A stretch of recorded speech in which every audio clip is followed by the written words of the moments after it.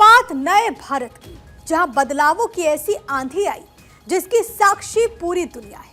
इन्हीं बदलावों को महसूस कर किसी ने प्रणाम किया, किसी ने बॉस कहा, तो बहुत से देशों ने भारत का नेतृत्व स्वीकार कर लिया। और इस नए भारत के रचयिता हैं प्रधानमंत्री नरेंद्र मोदी। दिल्ली में कृषि अर्थशास्त्रियों के 32वें अंतर्राष्ट्रीय सम्मेलन ICAI का कार्यक्रम संपन्न हुआ। इसका उद्घाटन प्रधानमंत्री नरेंद्र मोदी ने किया। यहां उन्होंने कहा कि मुझे खुशी है कि 65 साल के बाद ICAI की ये कॉन्फ्रेंस भारत में फिर हो रही है। पीएम मोदी ने कहा कि ICAI के पहले आयोजन को याद करते हुए एक वो समय था जब भारत की फूड सिक्योरिटी दुनिया की चिंता का विषय था, और एक आज का वक्त है जब Bharat global food security, global nutrition security का सॉल्यूशन देने में जुटा है।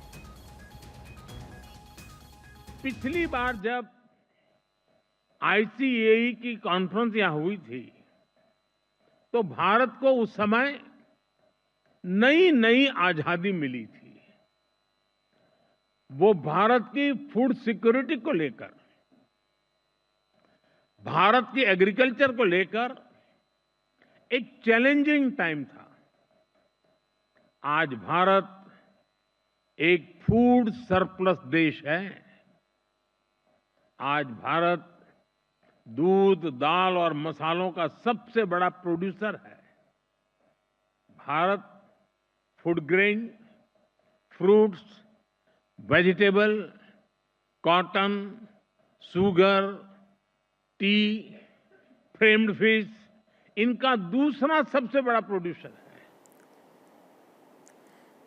ये भारत में दिखते बदलावों की एक छोटी सी कहानी है। ऐसे में आज हमने बीते 10 सालों में आए बड़े बदलावों को एक सीक्वेंसिंग में क्लब किया है, जिसे आपको आज T20 स्टाइल में जरूर सुनना चाहिए।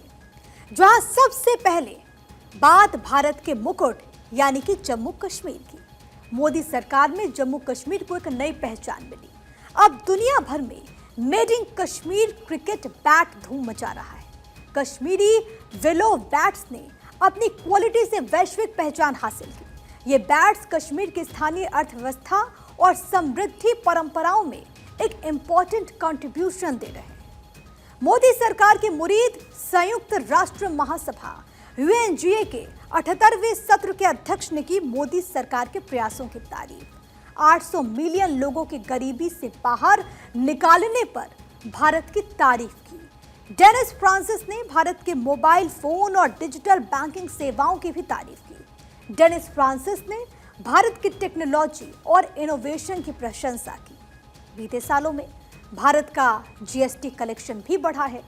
बीते महीने जुलाई में भारत का GST कलेक्शन 10.3% बढ़ा। जुलाई में भारत का GST कलेक्शन बढ़कर 1,82,000 करोड़ रुपए तक पहुंच चुका है। जुलाई में GST का कुल रिफंड 16,283 करोड़ रुपए रहा। मोदी सरकार में रोजगार के भी दरवाजे खुले हैं। Banking sector 7.2% net employment growth के साथ सबसे आगे चल रहा है।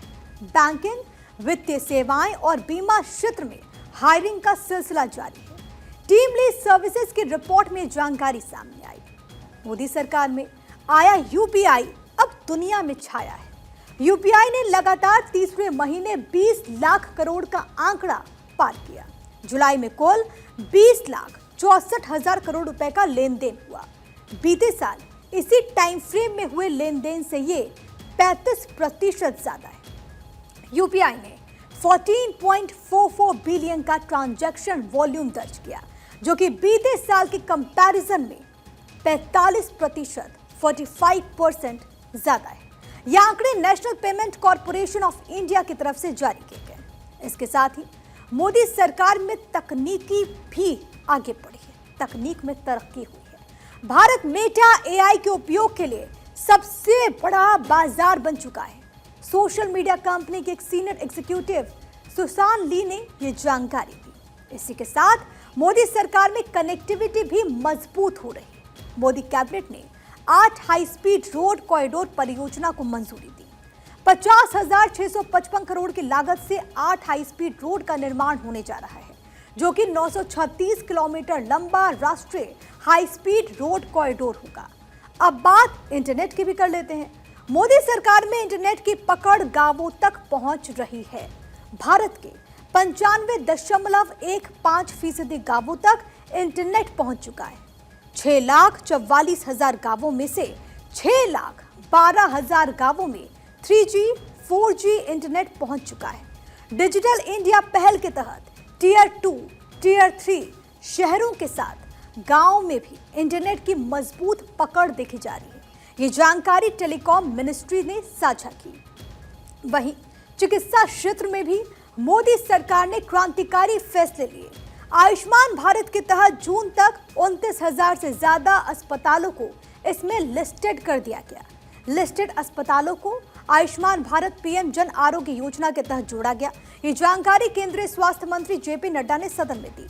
यही नहीं, मोदी सरकार में भारतीय रेलवे भी सही दिशा में आगे बढ़ रही है। बीते 5 साल में 100 वंदे भारत समेत 772 नई ट्रेन भारत के रेल नेटवर्क में जोड़ी गई।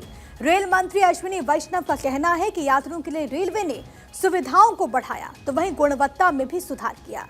ये लिस्ट बहुत लंबी है, लेकिन मोटा मोटी ये वो बदलाव हैं जो कि आपके आसपास के एनवायरमेंट को धीरे धीरे बदल रहे हैं। विकसित भारत की कहानी कोई एक रात की बात नहीं है, बल्कि ये इन्हीं बदलावों का एक मिक्सचर है, जिसका अंतिम रिजल्ट वही है जो आज के भारत की मंजिल है। यानी इस नए भारत का अगला स्टेशन विकसित भारत ही है।